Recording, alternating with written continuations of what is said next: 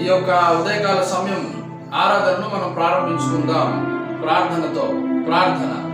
పరిశుద్ధుడా, ప్రేమ కలిగిన మా పరమ తండ్రి, దేవాది దేవ, యొక్క ఉదయకాల సమయం మీ యొక్క సన్నిధానంలో మేమందరం కూడి ఏకీభవించి నాయన యొక్క ఆరాధనలో పాల్గొంపులు పొందడానికి మీరు చూపించిన కృపను బట్టి మీకు స్తోత్రాలు చెల్లిస్తూ ఉన్నాం.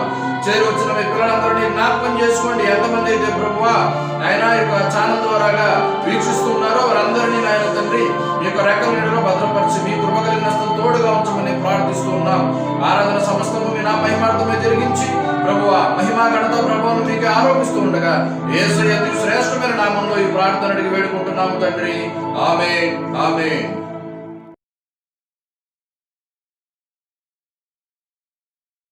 ఒక పాట పాడుకుంటూ ఘనమైన దేవుణ్ణి మహిమపరుచుకుందాం. ప్రియ సహోదరి సహోదరులారా, ఒక పాట పాడుకుందాం.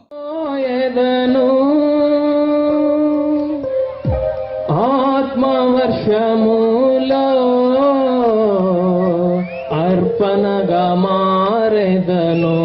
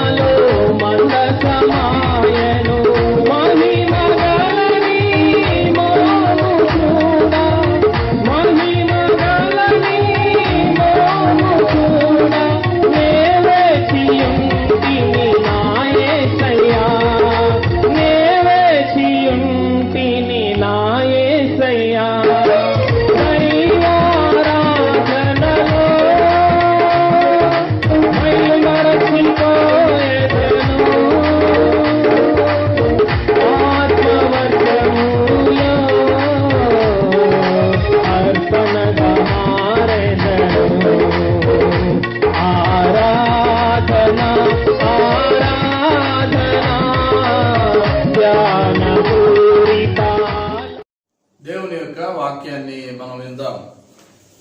గత వారం ఒక విషయాన్ని మనం ధ్యానం చేసుకున్నాం. కోపము గురించి మొదటి భాగము మనము తెలుసుకున్నాం. కోపము పాపమా అనేటువంటి అంశంలో మొదటి భాగాన్ని మనం చూసాం. ఈ రోజున రెండవ భాగాన్ని మనం తెలుసుకుందాం. గత వారంలో మనం తెలుసుకున్నటువంటి విషయము కోపం వలన జరిగేటువంటి నష్టాలని మనం తెలుసుకున్నాం. కోపం వలన కయీను తన తమ్ముడిని హత్య చేశాడు. అదే కోపం వలన హేరోదియా తన కుమార్తె ద్వారాగా దైవజనుడైనటువంటి యోహాను తలని అడిగినట్లుగా చూసాం మనం. అయితే ఈ రోజున కోపం వలన జరిగినటువంటి లాభాలు కూడా మనం తెలుసుకుందాం. మొదటగా కనుక మనం చూసినట్లయితే మనకు ప్రాథమికంగా అదే రీతిగా మనకు మార్గాన్ని చూపించినటువంటి ప్రభు అయిన యేసయ్య ఒకానొక సందర్భంలో కోపపడ్డాడు. ఆయనకే కోపం వచ్చింది. ఆయనకి ఎందుకు కోపం వచ్చింది, ఆ కోపం వలన జరిగినటువంటి లాభం ఏంటో ఒకసారి మనం చూసినట్లయితే మార్కు సువార్త 3వ అధ్యాయము మొదటి నుంచి మనకు ఒక సంఘటన కనపడుతూ ఉంటుంది. దయచేసి మీ బైబిల్లో గనక మీరు చూసినట్లయితే మార్కు సువార్త 3వ అధ్యాయము మొదటి నుంచి చూస్తే, సమాజ మందిరములో ఆయన మరలు ప్రవేశింపగా అక్కడ ఓచ చేయగలవాడు ఒకడు ఉండెను. అచ్చటి వారు ఆయన మీద నేరము మోపవలని నుండి విశ్రాంతి దినమున వారిని స్వస్థపరచులేమోనని ఆయనను కనిపెట్టుచుండిరి. ఆయన నీవు లేచి మధ్యలో నిలువమని ఓచ చేయగలవంటూ చెప్పి వారిని చూచి, విశ్రాంతి దినమున మేలు చేయటి ధర్మమా కీడు చేయటి ధర్మమా, ప్రాణరక్షణ ధర్మమా ప్రాణహత్య ధర్మమా అని అడిగెను. అందుకు వారు ఊరకుండిరి. ఆయన వారి హృదయ కాఠిన్యమునకు దుఃఖపడి కోపముతో వారిని కలిగి చూచి. యేసయ్యకు కోపం వచ్చింది. కోపముతో ఆయన చుట్టూతో చూశారంట. ఎందుకు చూశారంటే మేలు చేయటానికి కూడా ఏది మంచి రోజు అని ఆ దినాలలో ఉన్నటువంటి వారు లెక్కలేసుకుంటా ఉండేవాళ్ళు. ఏది మంచి రోజు అంటే మంచి రోజు అయితేనే మేలు చేయాలి, లేకపోతే చేయకూడదు అన్నట్లుగా. అట్లాంటి ఆ దినాలలో ప్రభు అడుగుతా ఉన్నాడు, మేలు చెయ్యాలి అనుకుంటున్నప్పుడు మరి మీరు ఏం చేస్తారు అని అడుగుతా ఉండగా, ప్రాణ రక్షణ ధర్మమా ప్రాణ హత్య ధర్మమా అని అడుగుతా ఉండగా వాళ్ళంతా సైలెంట్ గా ఉన్నారు. ఎప్పుడైతే వాళ్ళు సైలెంట్ గా ఉన్నారో ఆయన కోపం వచ్చింది. ఏదైనా మంచి చెయ్యాలి అనుకున్నప్పుడు అది మంచి రోజా చెడ్డ రోజా అని చూడాల్సినటువంటి పరిస్థితులు కాదు. ఈ రోజున ప్రస్తుతం సమాజంలో కరోనా యొక్క భయంకరమైనటువంటి పరిస్థితుల్లో ఈ రోజున మనము కొనసాగుతూ ఉన్నాం. ఈ కరోనా పరిస్థితుల్లో ఏం జరుగుతూ ఉందంటే, నాకు తెలిసినటువంటి ఒక సంఘటన చెప్తాను. నాకు తెలిసినటువంటి ఒక ఆయన బండి మీద వెళ్తా ఉన్నారు. తన ఇంటికి వెనకాల ఒక ఆయన ఎక్కించుకుని బండి మీద వెళ్తా ఉన్నారు. అది మే నెల మధ్యాహ్న కాల సమయం, సుమారుగా 1-2 మధ్యలో. ఆ సందర్భంలో వాళ్ళు బండి మీద వెళ్తా ఉన్నారు. అది యాక్టివా బండి. వెళ్తా ఉండగా సడన్ గా ఆయనకి బీపీ డౌన్ అయింది. బీపీ డౌన్ అయిపోయి బండి తోలుతా ఉన్నటువంటి మనిషి కింద పడిపోయాడు రోడ్డు మీద. అది మంచి హైవే రోడ్డు మీద పడిపోయాడు. ఆ బండి అంత దూరంలో పడిపోయింది. వెనకాల ఉన్న వ్యక్తి కూడా పడిపోయాడు. ఇద్దరు కూడా రోడ్ల మీద అలాగే పడిపోయారు. కానీ ఒక్క మనిషి కూడా దగ్గరికి రాలేదండి. వాళ్ళని లేపడానికి కూడా ఎవరు రావట్లే దగ్గరికి. మెట్ట మధ్యాహ్నం మంచి ఎండ, చుట్టుపక్కల జనాలు ఉన్నారు కానీ ఎవరో దగ్గరికి రాలే. ఎందుకు రాలేదనంటే, ఏమో ఏ కరోనాతో పడిపోయాడో అనేటువంటి ఒక భయంతో దగ్గరికి రాలేదండి. మానవత్వం ఏమైపోయింది అనేటువంటి సంఘటన అర్థాన్ని చెబుతా ఉంది ఈ యొక్క విషయంలో. వాళ్ళిద్దరూ రోడ్డు మీద పడిపోయి ఎవరు దగ్గరికి రాలేదు. చివరాఖరికి వెనకున్న వ్యక్తే నిదానంగా పైకి లేచి ఆ డ్రైవ్ చేసేటువంటి వ్యక్తిని పైకి లేపి ఆ బండిని తీసుకొచ్చి ఇద్దరు వచ్చి పక్కన కూర్చున్నారు. అట్లాంటి పరిస్థితులు. ఆ రోజుల్లో ఒక ఓచ చేయగల వ్యక్తిని స్వస్థపరచాలా లేదని ప్రభు అడుగుతా ఉన్నప్పుడు వాళ్ళందరూ మౌనంగా ఉన్నారు. మంచి చేయటానికి ఇది మంచి రోజు, ఇది చెడ్డ రోజు అని చూడాల్సినటువంటి పని లేదని ప్రభు చెప్తున్నారు ఈ యొక్క సందర్భం ద్వారా. ఆయన కోపం వచ్చింది. ఆయనకి కోపము వచ్చి వెంటనే వారి యొక్క హృదయ కాఠిన్యమునకు ఆయన దుఃఖపడినట్లుగా కూడా రాయబడి ఉందండి. అక్కడ కనుక మనం చూసినట్లయితే వారి హృదయ కాఠిన్యమునకు దుఃఖపడి ప్రభు దుఃఖపడ్డాడంట. అయ్యో ఇంకా వీళ్ళు మారరా, మంచి చెయ్యాలి, మేలు చెయ్యాలి అని అనుకుంటున్నటువంటి సందర్భంలో మేలే చెయ్యాలని వాళ్ళ నోట్లో నుంచి కూడా మాట రావట్లా. అట్లాంటి పరిస్థితుల్లో ఆయన కోపం వచ్చింది. కోపం వచ్చి వెంటనే ఏం చేశాడంటే ఆయన ఆ ఓచు చేయగల వ్యక్తిని స్వస్థపరిచినట్లుగా మనం చూస్తూ ఉన్నాం. ఆయన స్వస్థపరిచినందుకు గాను అక్కడ ఉన్న పరిచయులు ఏం చేశారో తెలిసిన, పరిచయులు వెలుపలకు పోయి వెంటనే హేరోదీయుడితో కలుసుకుని ఆయన్ను ఏ రీతిగా చంపాలి అని ఆలోచన చేస్తా ఉన్నారంట. చూడండి ఎంత దారుణం. అంటే మేలు చేసినా కూడా ఈ రోజున మనుషుల్ని చంపాలి అన్నటువంటి ఆలోచనల్లో ఈ రోజున చాలా మంది తిరుగుతూ ఉన్నారు. ఆ రోజున యేసయ్య కోపము ఆ ఓచ చేయగల వారిని స్వస్థపరిచింది. మరి ఈ రోజున మన కోపము ఏ రీతిగా మనకు ఉపయోగపడతా ఉందనేది ఒకసారి మనం పరిశీలన చేసుకోవాలి. ఇకపోతే రెండవ సందర్భాన్ని చూద్దాం. అపోస్తలుడైనటువంటి పౌలు గారు కూడా ఒకానొక సందర్భంలో ఆయనకి చాలా కోపం వచ్చింది, విస్తారమైనటువంటి కోపం వచ్చింది. ఆ కోపం పట్టలేక పరితాపం చెందేస్తా ఉన్నాడండి పౌలు గారు. ఆ పౌలు గారికి ఎందుకు కోపం వచ్చిందో ఒకసారి చూస్తే అపోస్తుల కార్యములు 17వ అధ్యాయము 16వ వచనంలో మనకి కనబడుతూ ఉంటుంది. ప్రియమైనటువంటి సహోదరులారా గమనించండి. 17వ అధ్యాయము 16వ వచనం నుండి గనక మనం చూస్తే 16వ వచనం నుంచి పౌలు ఏథెన్సు పట్టణానికి వెళ్తాడు. ఆ ఏథెన్సు పట్టణానికి వెళ్ళినప్పుడు ఆయన ఆ పట్టణంలో అడుగు పెట్టగానే ఆ పట్టణం అంతా కూడా బహు విగ్రహాలతో నిండిపోయి ఉంటుందండి. మొత్తం అప్పటికి ప్రపంచంలో ఎంతమంది అయితే దేవుళ్ళు అని పిలువబడ్డారో వాళ్ళ విగ్రహాలన్నీ కూడా ఆ ఏథెన్సు పట్టణ వాసులు పెడతారు. పెట్టి ఆ విగ్రహాలను వీళ్ళు ఆరాధిస్తూ ఉంటారు. విగ్రహాన్ని ఆరాధించినందుకు పౌలు గారు బాధపడలేదు, కానీ పౌలు గారికి ఒక విషయంలో బాధ కలిగింది. అక్కడ రాయబడి ఉన్న మాట కనుక మనం చూస్తే, ఆ పట్టణము విగ్రహాలతో నిండి ఉండుట చూచినందున అతని ఆత్మ పరితాపము పట్టలేకపోయెను. విగ్రహాలతో నిండిపోయింది. ఇప్పుడనంటే మనకి 4 రోడ్లకు ఒక గుడి, లేదు ఒక ఏరియాలో ఒక 2-3 ఉంటాయి. కానీ ఆ రోజున ఏథెన్సు పట్టణంలో మనుషుల కన్నా విగ్రహాలే ఎక్కువ ఉన్నాయండి. కాబట్టి కనుక మనం గమనించినట్లయితే ఈ పౌలు గారు ఆ పట్టణంలో ఆ విగ్రహాలతో అన్ని నిండిపోవటం చూసి పరితాపం పట్టలేక, కోపం పెట్టలేకపోయాడు. పట్టలేక ఏం చేశాడు తెలుసిన, క్రింద వచనాలు చూస్తే ఆయన అట్లాగే ముందుకు వెళ్తా ఉన్నాడు ఆ యొక్క పట్టణంలో. కాబట్టి సమాజ మందిరంలో యూదులతోనూ భక్తిపరులైనటువంటి వారితోనూ ప్రతిదినము సంత వీధుల్లో తనను ఎవరైతే కలుసుకుంటూ ఉన్నారో వారందరితో కూడా తర్కిస్తూ ఉన్నాడు. ఆయన వాదిస్తూ ఉన్నాడు, వాదన చేస్తూ ఉన్నాడండి.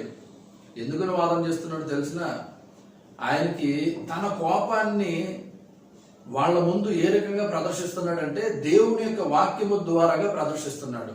మీరు చేసేటువంటి పని మీకు న్యాయం అనిపిస్తుందా, అది కరెక్ట్ అనిపిస్తుందా అని అడుగుతా ఉన్నాడు. ప్రతి వాళ్ళతో కూడా ఆయన తర్కిస్తూ ఉన్నాడు దేవుని వాక్యాన్ని గురించి.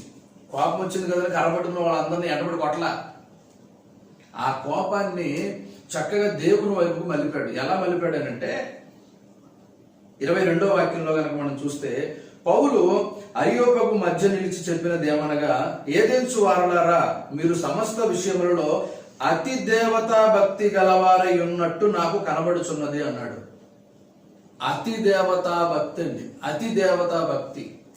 మనం గమనించినట్లయితే అతి దేవతా భక్తికి ఉదాహరణ ఏంటో తెలుసునా? మీకు ఒక వీడియో చూపిస్తాను ఇప్పుడు, ఆ వీడియోలో చూద్దరు కానీ అతి దేవతా భక్తి అంటే. ఆ అతి దేవతా భక్తి యొక్క ఉద్దేశం ఏంటంటే, దేవాలయములో ఏది ఉన్నా సరే అది పవిత్రమైందే అనేటువంటి ఆలోచన కలిగినటువంటి మూఢులైనటువంటి భక్తులు ఉంటారు. కొంతమంది భక్తిలో కూడా మూఢత్వం ఉంటుందండి. అది ప్రతి మతంలోనూ ఉంది. హైందవ్యంలో ఉంది, మన ఇస్లాంలో ఉంది, అలాగే క్రైస్తవ్యంలో కూడా ఉంది మూఢభక్తి. మనమేదో గొప్పవాళ్ళం కాదు, మనలో కూడా ఉన్నారండి మూఢభక్తి చూపించేవాళ్ళు. ఆ మధ్య ఎవరో ఒక ఆయన యెరూషలేము నుంచి మట్టి తీసుకొచ్చారంటే, ఇక్కడే యెరూషలేము నుండి మట్టి తీసుకొచ్చామని ఒక టాకర్ మట్టి పోసాడు, మన వాళ్ళందరూ వెళ్ళిపోయి చిన్న చిన్న ఉండలు తీసుకుని మింగేశారండి. జరిగిన సంఘటనే. మట్టి కూడా తినేశారు. మూఢభక్తి దేంట్లో ఉన్నా బైబిల్ ఖండించింది, అది క్రైస్తవ్యంలో ఉన్నా సరే. ఇక్కడ పౌలు ఏమంటారంటే అతి దేవతా భక్తి మీరు చూపిస్తున్నారు అని అన్నాడు. దానికి ఉదాహరణగా ఒక్కసారి మీరు ఈ వీడియో చూడండి.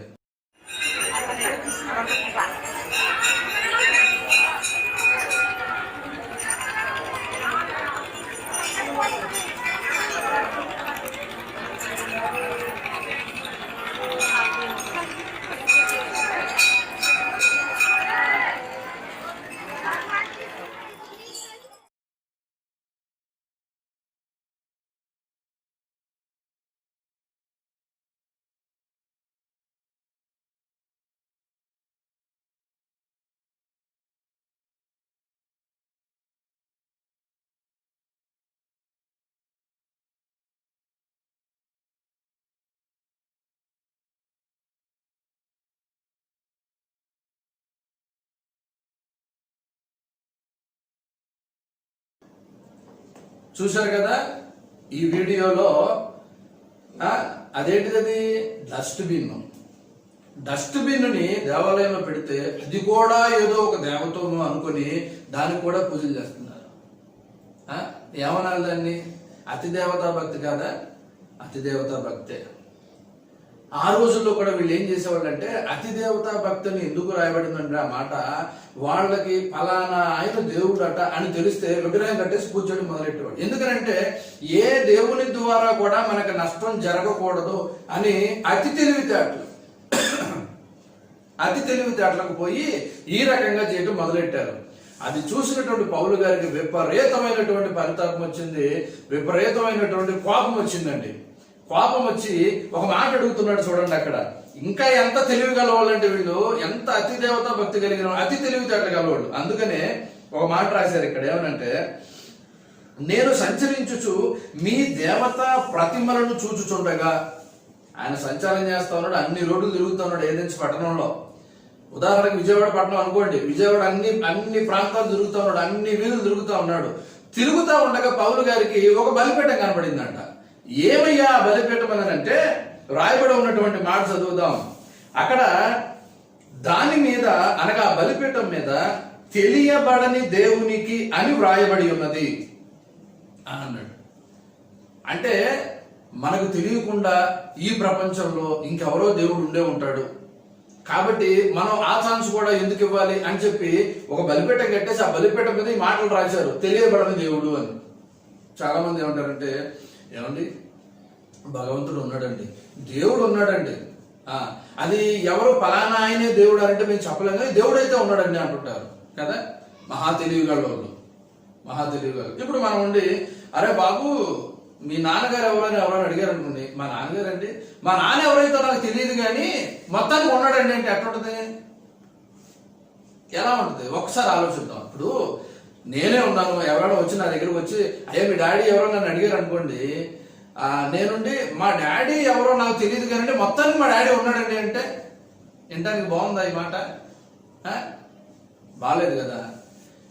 అనాథలకైనా సరే, రోడ్డు మీద విడిచిపెట్టి వెళ్ళిపోయిన వాళ్ళకైనా సరే ఖచ్చితంగా ఎవరో ఒక అమ్మ ఎవరో ఒక నాన్న ఖచ్చితంగా ఉండి తీరుతారు కదా.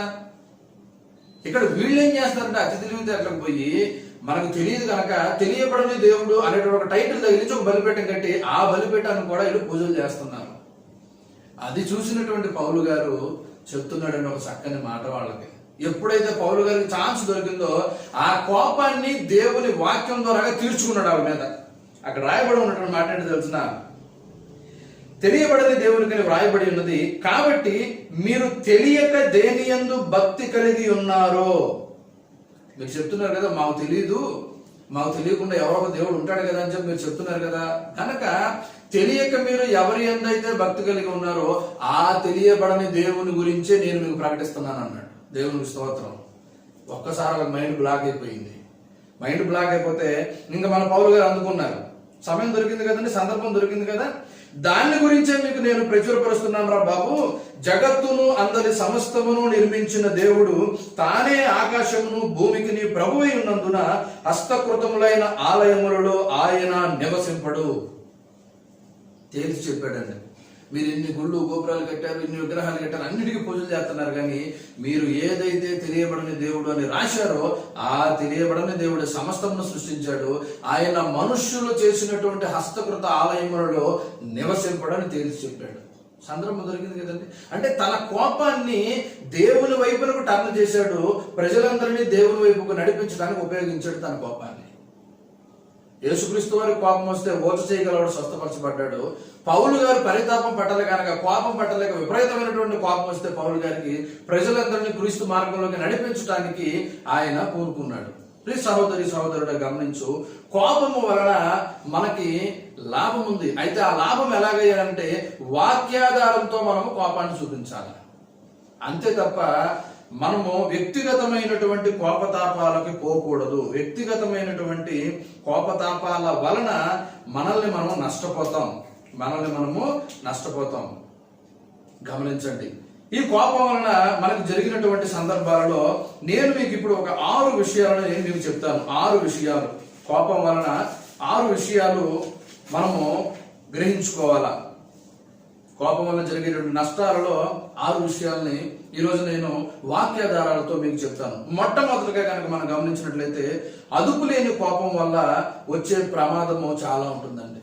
అదుపు లేని కోపం, కొంతమంది విపరీతంగా కోపంతో ఊగిపోతూ ఉంటారే, అదుపు లేని కోపం వల్ల చాలా ప్రమాదం జరుగుతుంది. అలాంటి సమయంలో మనం ఏం చేయాలంటే, ఆ కోపం వచ్చినప్పుడు మనం పసిగట్టాలి, మనల్ని మనం కంట్రోల్ చేసుకోవాలి. కోపం విపరీతంగా వచ్చేస్తుంది అని మనకు ఎప్పుడైతే అనిపిస్తుందో మనం చాలా జాగ్రత్తగా మనము ప్రవర్తించాలి. ఆ సమయంలో చాలా మంది కోపంలో ఏదో అనాలే అంటుంటారు. కోపంలో ఏదో అనాలేదంటే ఆ కోపంలో ఏదో అనేది చాలా అనర్థాలకి దారితీస్తుంది. ఆ విషయాన్ని మనం చాలా జాగ్రత్తగా గమనించాలి.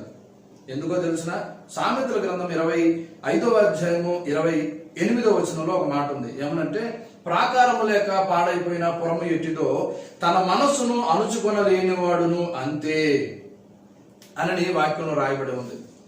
కాబట్టి చాలా జాగ్రత్తగా ఉండాలండి, చాలా జాగ్రత్తగా ఉండాలి మనం. కాబట్టి గమనించినట్లయితే అనగా మన మనస్సును గనక మనము అణుచుకోలేకపోతే పాడైపోతాం. మనం పాడైపోతాం, మన ద్వారాగా మనతో ఉన్నవారు కూడా పాడైపోతారు. కాబట్టి వాక్యంలో చెప్తున్నారు ఆయన, కోపాన్ని మనము అదుపు చేసుకోవాలి, మనస్సును మనము అణుచుకోవాలి. ఇకపోతే ఇంకొక వాక్యం కూడా చెప్తుంది సామెతల గ్రంథంలోనే 14వ అధ్యాయం 29వ వచనంలో, కోపపడే విషయంలో నిదానించేవాడు బలశాలి కన్నా బలవంతుడట.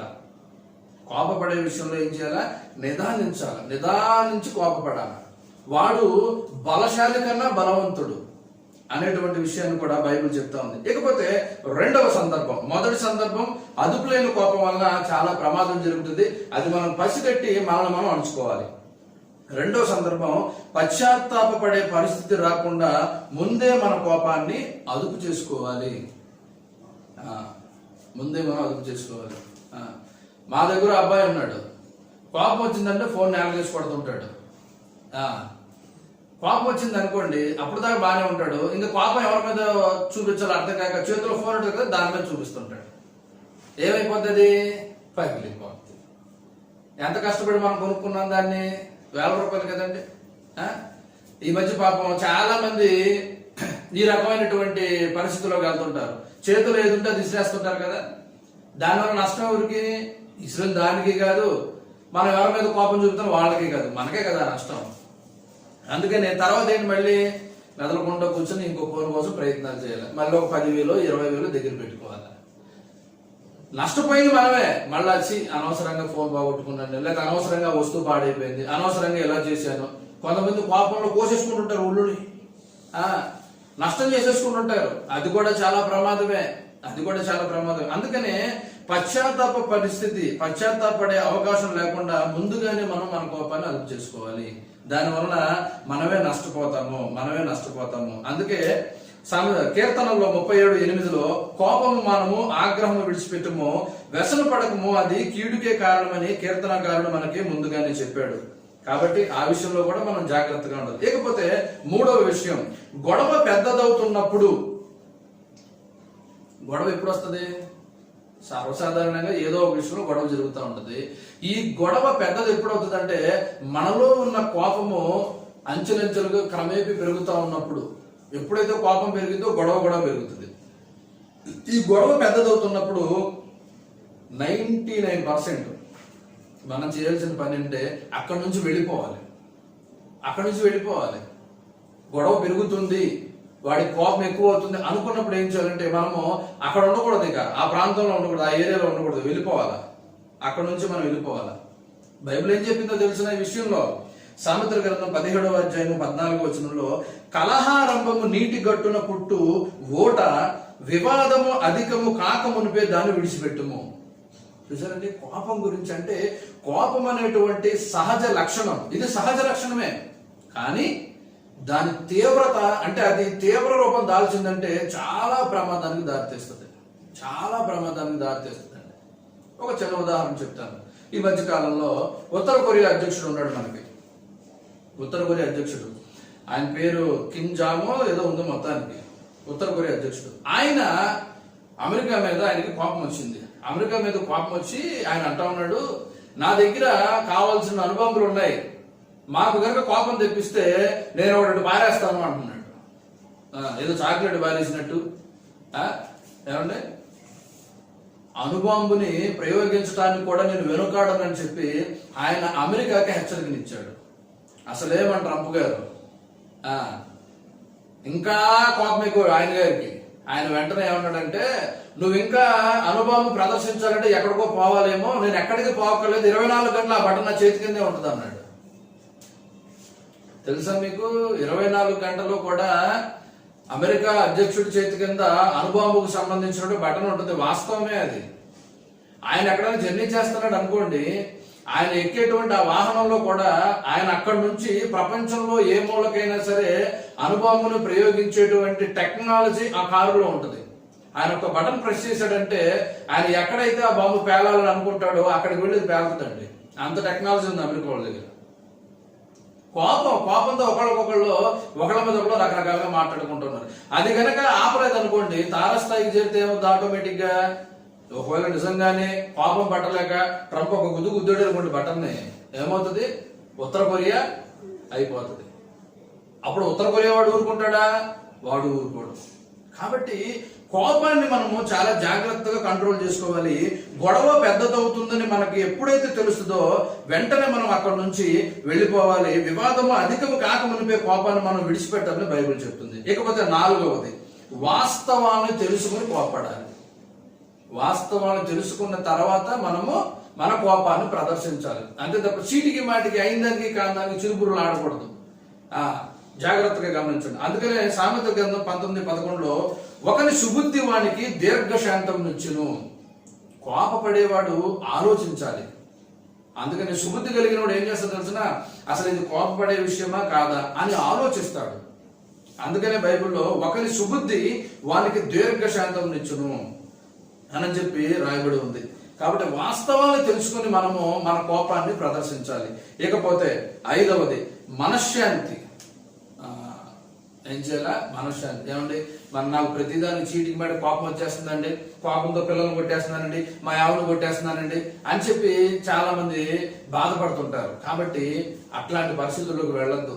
మనశ్శాంతి కోసం మనం ఏం చేయాలో తెలిసినా ప్రార్థించాలి, ప్రార్థన చేయాలి. ఎందుకంటే ఫిలిప్పీలకు రాసిన పత్రిక 4:7 రాయబడినటువంటి మాట ప్రకారంగా మన ఆలోచనలు అన్నిటికన్నా ఎంతో ఉన్నతమైనది దేవుని శాంతి. కాబట్టి నీకు కోపం వచ్చిందనుకో, సైలెంట్ గా నువ్వు పక్కకి వెళ్ళిపోయి ప్రార్థనలోకి వెళ్ళిపో. ఆ ప్రార్థనే నీలో ఉన్న కోపాన్ని నిదానంగా సమూలంగా తీసేస్తుంది. కాబట్టి జాగ్రత్తగా గమనించాలి. ఇకపోతే ఆఖరిగా 6వది, స్నేహితులను జాగ్రత్తగా మనం ఎంపిక చేసుకోవాలి. అదేంటండి, కోపానికిను స్నేహితుల్ని ఎంపిక చేసుకునే దానికి సంబంధం ఏంటి అని మనం అనుకుంటాం. కానీ బైబిల్ ఏం చెప్పిందో తెలిసిన, బైబిల్లో రాయబడి ఉన్న మాట చూస్తే మనకి సామెతల గ్రంథం 13:20 కోప చిత్తునితో సహవాసము చెయ్యకుము, క్రోధము గలవానితో పరిచయము కలిగి ఉండకుము అని చెప్తున్నాడు. కోప చిత్తునితో సహవాసం కూడా చేయకూడదట, క్రోధము గలవానితో పరిచయం కూడా కలిగి ఉండకూడదట. ఎందుకని, మనకు సామెత ఉంది కదా, 6 నెలలు సహవాసం చేస్తే వాడు వీడు ఆడవుతాడంట. కాబట్టి అంటే సహవాసం చేసేటప్పుడు కూడా ముక్కోపితో మనము సహవాసం చేయకూడదని చెప్పి బైబిల్లో దేవుడు సెలవిస్తూ ఉన్నాడు. కాబట్టి ఈ 6 విషయాలను మనము జాగ్రత్తగా పరిశీలనలోకి తీసుకుని మనం ఉన్నట్లయితే కోపము పాపము కాకుండా పారిపోతుంది. కాబట్టి గమనించండి, కోపపడే విషయంలో దేవుడు ఎన్ని కండిషన్స్ మనకి ఇచ్చాడో, చక్కగా ఎలాగ మన కోపాన్ని అదుపులో పెట్టుకోవాలో దేవుడు చెప్తా ఉన్నాడో చూడండి. కాబట్టి కోపం వల్ల జరిగినటువంటి లాభాలు, కోపం వల్ల జరిగినటువంటి నష్టాలు విన్నాము. కోపాన్ని ఎలా అదుపులో పెట్టుకోవాలో కూడా బైబిల్లో దేవుడు మనకు తెలియజేశాడు. ఈ విషయాన్ని జాగ్రత్తగా ఆలోచించి కోపం అనేటువంటి ఈ సహజ లక్షణాన్ని మనము ఏం చేయాలనంటే దాన్ని మనం కంట్రోల్ చేసుకోవాలి. ఆ కోపము బారిన పడకుండా కయ్యూను కోపం బారిన పడ్డాడు, నరహంతకుడు అయ్యాడు. అట్లాగే హేరోదియ ఆ కోపం బారిన పడింది, తన కుమార్తె ద్వారా దైవజనుడిని మరణానికి కారణమైంది. అదే కోపం వలన యేసుప్రభు వారు ఓచ చేయగల వాడిని స్వస్థపరిచారు. అదే కోపం అనే లక్షణం వలన పౌలు గారు దేవుని యొక్క సువార్తను అక్కడున్న ఏదెన్సు పట్టణవాసులకి ప్రకటించగలిగారు. గనక కోపపడే విషయంలో ఎలాగ మనం దాన్ని అర్థం చేసుకోవాలి అనేటువంటి విషయంలో 6 విషయాల్ని బైబిల్ ద్వారా మనం తెలుసుకున్నాం. ఈ వాక్య ప్రకారంగా మన కోపాన్ని మనం ప్రదర్శించినప్పుడు మనం లాభం పొందుతాం. మంచిది. మీ అందరికీ వందనాలు. God bless you all. ముగింపు ప్రార్థన.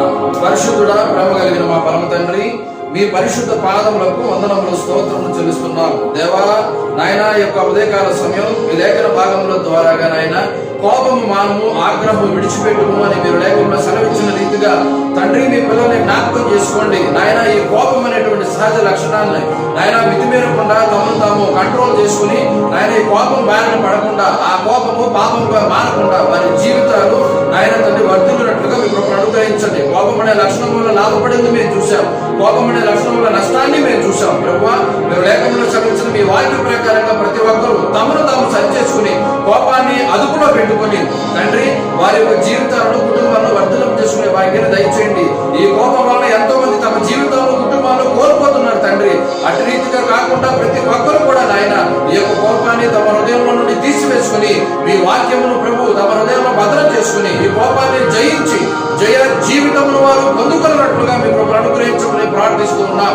సమస్తము ప్రభు ఆ యొక్క వాక్యములైన ప్రజలందరినీ మీ ఘనమైన హస్తాలకు అప్పగించుకుంటూ ఉండగా దీవించి ఆశీర్వదించి ప్రతి ఒక్కరూ ఆలోచన కలిగి ఈ కోపాన్ని విడిచిపెట్టి తమ జీవితంలో ఫలింపు చేసుకున్నట్లుగా మీకు అనుగ్రహించమని ఈ వాక్యమును తమ జీవితాలలో, తమ కుటుంబాల్లో వర్ధనపు చేసి 30 ఫలింపు చేయమని ఈ సమయంలో సంఘమును కూడా మీ హస్తాలకు అప్పగించుకుంటూ ఉండగా ప్రతి ఒక్క కుటుంబాన్ని పేరు పేరున నాయన మీ ఘనమైన హస్తాలకు అప్పగించుకుంటూ ఉండగా దీవించి ఆశీర్వదించండి, ఆరోగ్యం దయచేయండి, క్షేమములు ఇవ్వండి, ఉద్యోగాల్లో, వ్యాపారంలో మీ కాపుదలు దయచేయండి. మీ రేఖల మాటలు బిడ్డలు భద్రపరచండి. చండి బిడ్డలు మొదలుకొని వృద్ధుల వరకు ప్రతి వారిని పేరు పేరున మీ ఘనమైన హస్తాలకు అప్పగించుకుంటూ ఉండగా దీవించి ఆశీర్వదించి మీరు మాత్రమే మహిమ పొందమని సమస్త మహిమ ఘనత ప్రభావం మీకే ఆరోపిస్తూ మరలా మేము సమాజంలో సంఘముకు కూడుతో పర్యంతము సదా మీకు తోడుగా ఉంచమని యేసయ్య నీ శ్రేష్టమైన నామములో ఈ ప్రార్థన అడిగి వేడుకుంటున్నాము తండ్రి.